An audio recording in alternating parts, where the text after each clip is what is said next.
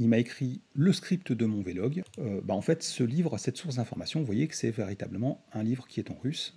Là, c'est une mine d'or.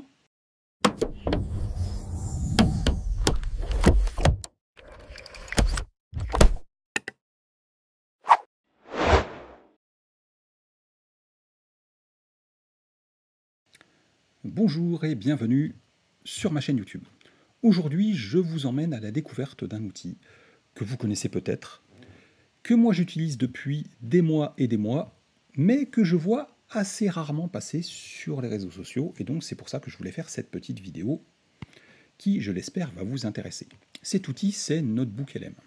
Alors, NotebookLM, c'est un outil gratuit proposé par Google, qui est accessible donc directement depuis n'importe quel compte Google en mode gratuit, avec quelques petites limitations que vous n'aurez pas sur un compte payant. Donc moi j'ai un compte Google Workspace payant, donc j'ai accès à Gemini Pro et à NotebookLM Pro, mais l'essentiel des fonctionnalités en mode gratuit permet déjà de faire des choses assez incroyables, puisque les limitations par rapport au modèle Pro, ça va être surtout dans la quantité d'informations qu'on va pouvoir lui faire ingurgiter.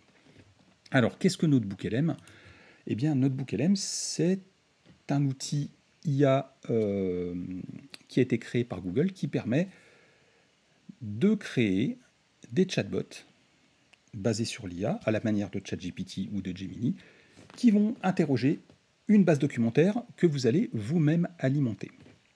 Et donc là, le gros avantage de ce mode de fonctionnement, c'est que ça va empêcher l'IA d'avoir des hallucinations, puisqu'en fait, il va se baser exclusivement sur les documents que vous allez lui donner sur un sujet précis.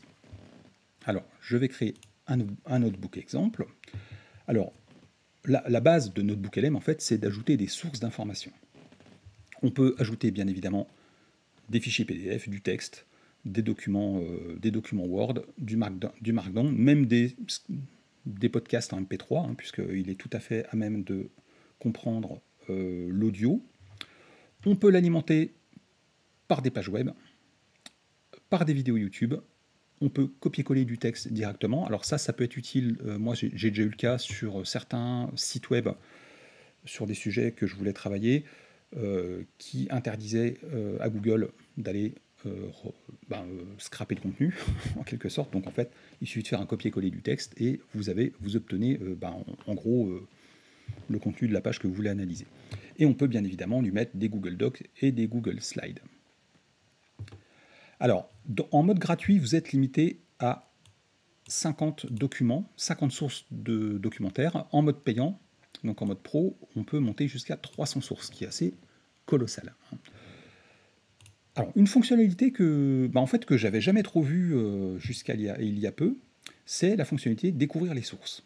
Alors, découvrir les sources, je vais vous montrer très simplement, je vais vous faire une démonstration de son usage. Admettons que je veuille utiliser NotebookLM pour, par exemple, créer le script d'une vidéo sur NotebookLM. Alors ce n'est pas ce que j'ai fait pour cette vidéo. Donc là, je vais simplement lui mettre NotebookLM.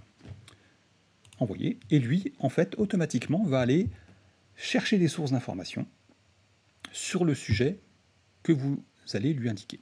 Donc là, il est allé me chercher des sources. Alors, je n'ai pas regardé, mais il y a de fortes chances que ce soit inspiré des résultats Google. Présentation officielle de NotebookLM, voilà, des sites sur l'IA, du Reddit, du Google Blog, du YouTube. Donc voilà, il m'a sélectionné 10 sources. Je vais les importer directement ici. Et à partir de ces sources, en fait, il va me faire un premier résumé en français, puisque mon compte est en français, du sujet abordé. Alors là, je vois qu'il y a deux sources qui n'ont pas été ingurgitées. Je vais recommencer NotebookLM.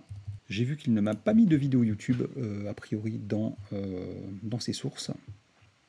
Et donc, je vais voir s'il m'en retrouve. Donc, je ne vais pas tout prendre. Je vais en prendre 3 que je vais ajouter ici. Voilà, donc là, j'ai un nombre de sources d'informations sur NotebookLM qui est plutôt intéressant. Et donc ici, je vais pouvoir directement aller l'interroger sur l'ensemble des informations que lui a récoltées au travers de l'ensemble de ses sources. Par exemple, je pourrais lui demander peux-tu me dire ce qu'est Notebook LM. Donc là, vous allez voir qu'il va m'apporter une réponse. Voilà, Notebook LM est un outil d'intelligence artificielle développé par Google, conçu pour vous aider à organiser, gérer et interagir avec vos notes et documents, etc. etc.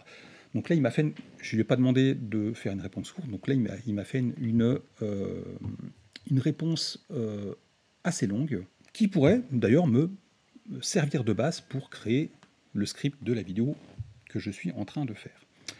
Cela étant, là, j'aimerais, sur la base de ces sources d'informations, j'aimerais créer le script d'une vidéo sur Notebook LM. Pour ce faire, en fait, je vais aller personnaliser le chat. Donc, il suffit de cliquer sur les paramètres en haut à droite, et ici, je vais lui donner, en fait, lui définir un style de conversation personnalisé. Alors, vous avez le style par défaut, donc là, qui est recommandé pour les tâches courantes, quand vous faites des recherches d'ordre général ou pour étudier un sujet, parce que ça, c'est un outil qui est assez incroyable, notamment pour les étudiants ou les personnes qui doivent analyser ou rechercher de l'information. Donc, vous pouvez aussi prendre lui donner le rôle d'un analyste. Donc ça va être plutôt pour la prise de décision ou les questions plus stratégiques. Le rôle d'un guide, donc là, ça va être plus pour un usage base de connaissances, mais on peut aussi lui donner un style personnalisé, ce que je vais faire ici. Donc là, par exemple, j'aimerais créer le script d'un vlog sur Notebook LM en utilisant ma propre identité. Donc ce que je vais faire, c'est que je vais aller chercher un petit prompt que j'ai préparé ici. Donc je vais lui coller ici. Voilà, je suis Cédric Girard, consultant SEO et utilisateur des outils AI de développement depuis plusieurs années, et j'anime la chaîne YouTube Efidis. Réponds avec un langage un peu geek et utilise des termes techniques. Bon, j'ai fait très simple, je n'ai pas cherché. Et donc, je voudrais une réponse un peu plus longue. Et là, j'enregistre. Et maintenant, je vais lui demander, écris-moi le script d'un vlog sur Notebook LM pour ma chaîne YouTube. Hop, et j'envoie. Donc là, on va voir ce qu'il va faire.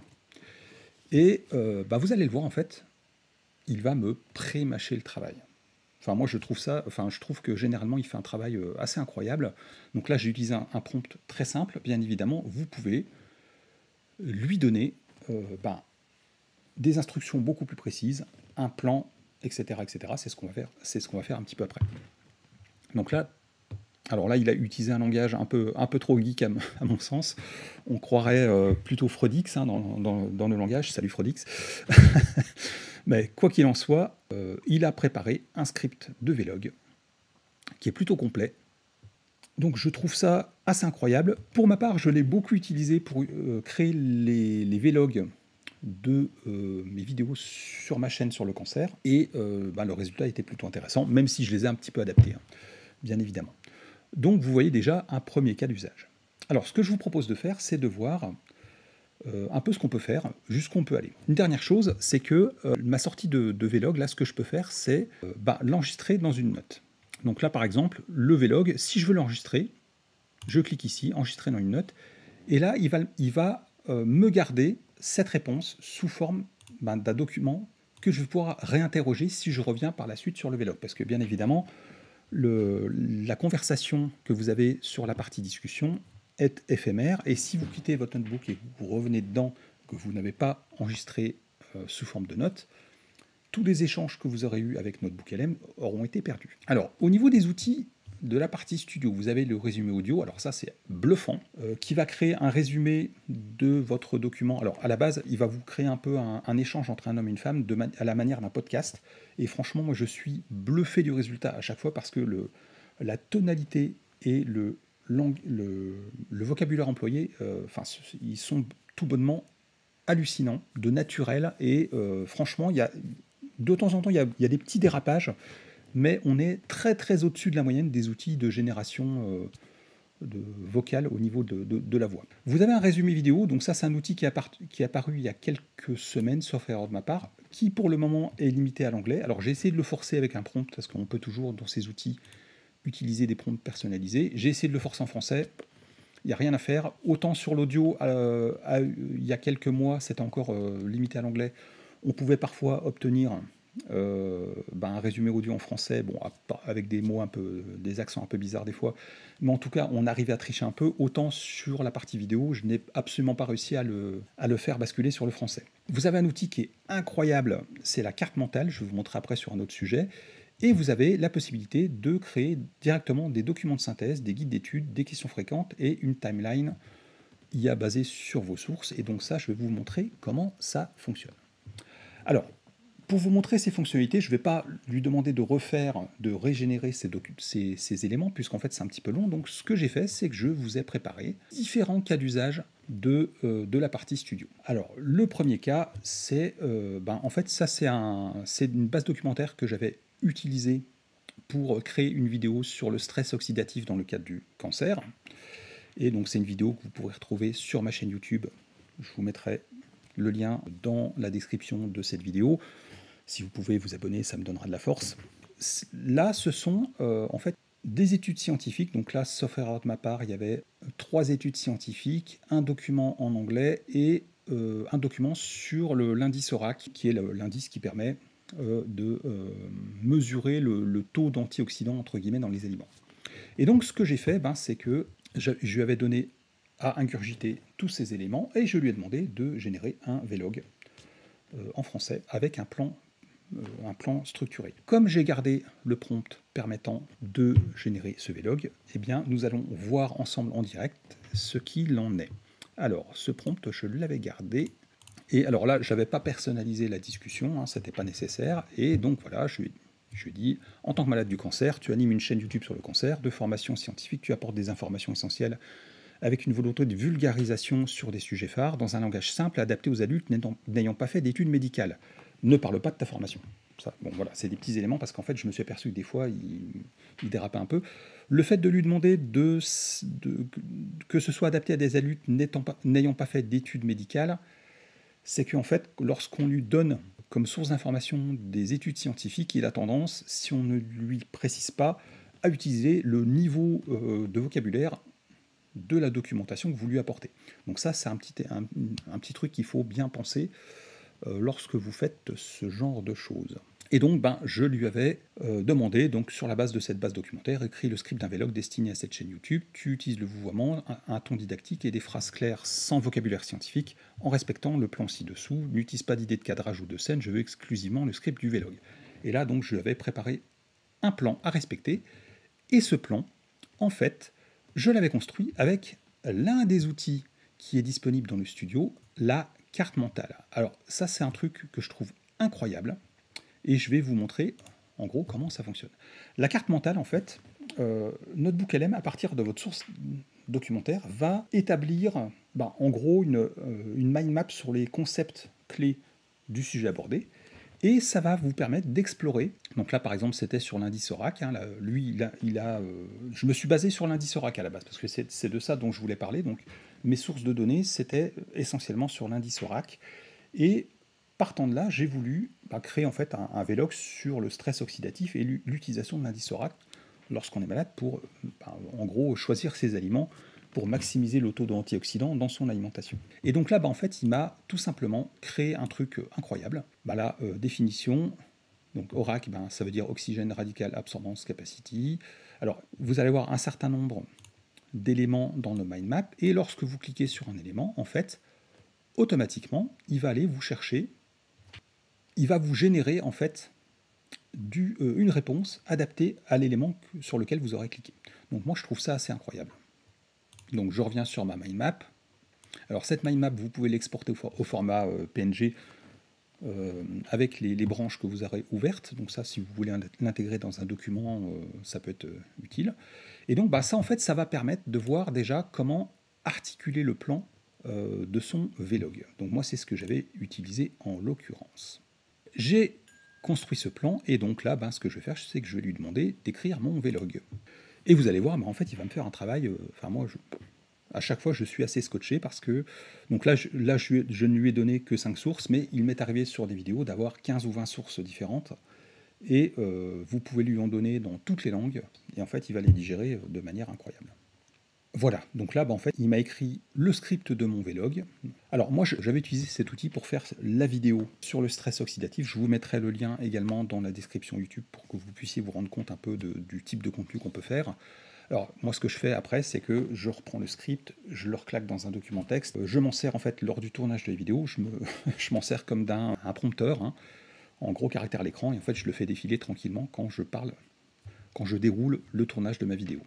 Alors, le deuxième usage que l'on peut faire, eh bien, c'est de créer un podcast, un résumé audio sur une source d'information.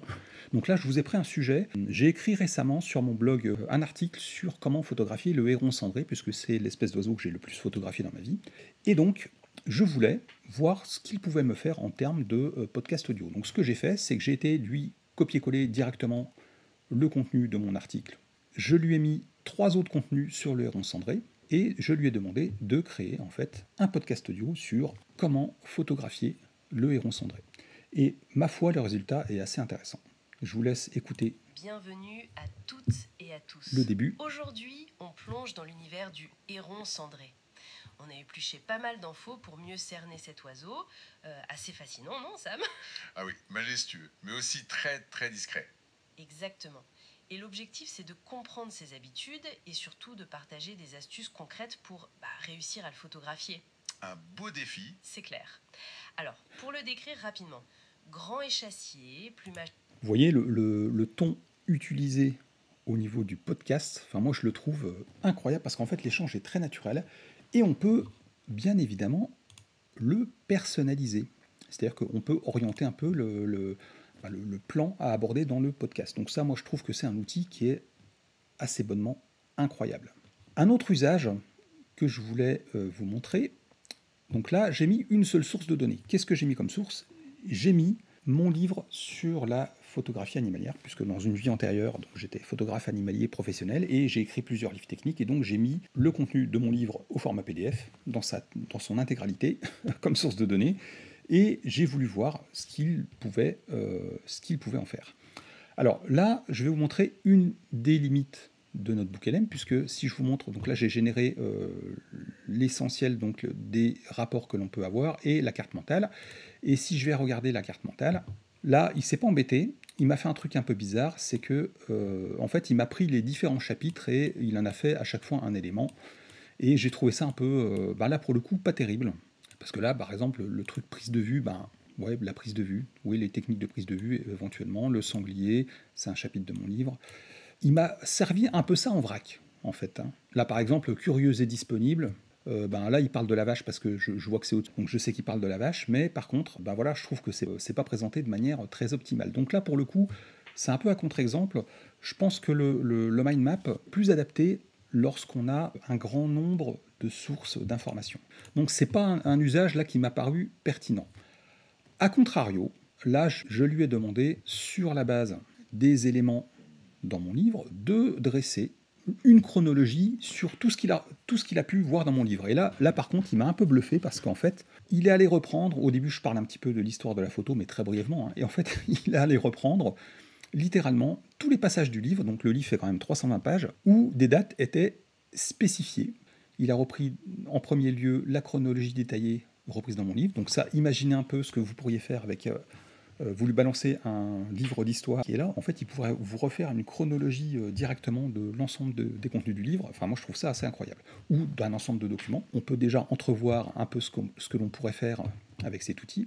Et après, il m'a repris les entités, en fait, les entités nommées. Donc là, bien évidemment, il m'a pris d'abord soit les personnes qui ont travaillé avec moi, soit les personnes que j'ai citées dans le livre. Et là, il m'a repris toutes les espèces d'animaux dont je parle dans le livre. Donc j'ai trouvé ça assez incroyable. Alors le deuxième usage, c'est le guide d'études. Alors le guide d'études, hein, ça fait partie, voilà, ici.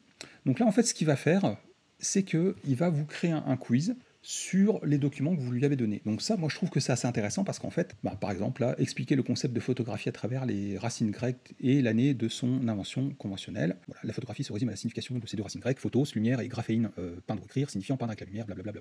Donc j'ai trouvé ça assez intéressant. Donc là, vous avez des questions au format essai, et alors là, il y a un truc, là, c'est une mine d'or, c'est que à partir de tout ce dont j'ai parlé dans le livre. Alors, à savoir que dans mon livre, je n'ai pas de glossaire de la photographie. Il m'a sorti un glossaire à des termes clés repris dans mon livre.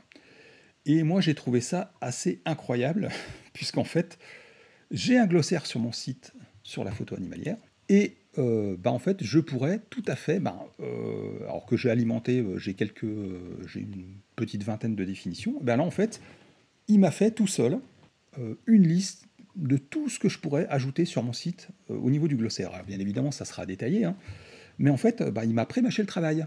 Et j'ai découvert ça, et j'ai trouvé ça vraiment, vraiment intéressant, puisqu'en fait, un glossaire, lorsque vous avez un site, ça peut être les définitions, etc. Ça peut être un élément intéressant. Par exemple, si vous recherchez des citations LLM, pourquoi pas, ça peut peut-être fonctionner. Hein. Le document de synthèse, alors là, pour le coup, je l'ai trouvé super intéressant, puisque lorsque vous donnez typiquement un livre à NotebookLM, qu'est-ce qu'il va faire dans le document de synthèse? Eh bien, il va vous faire simplement un résumé chapitre par chapitre, totalement structuré, et avec les concepts clés de chaque chapitre. Et moi, je trouve ça incroyable. Et enfin, les questions fréquentes. Alors ça, il m'a généré une FAQ, alors qui est, pour le coup, qui est un peu trop développée pour être utilisée dans le cadre d'une FAQ que nous, on connaît en tant que SEO, éditeur de site. Mais toujours est-il que cette FAQ, elle pourrait alimenter, pourquoi pas, des articles directement de blog. Donc ça peut donner des idées, que lorsque vous lui donnez une grosse masse d'informations, ça peut donner des idées d'articles tout simplement. Je vais terminer ma petite démonstration sur un livre qu'on m'a envoyé en russe. En fait, ce livre, cette source d'information, vous voyez que c'est véritablement un livre qui est en russe.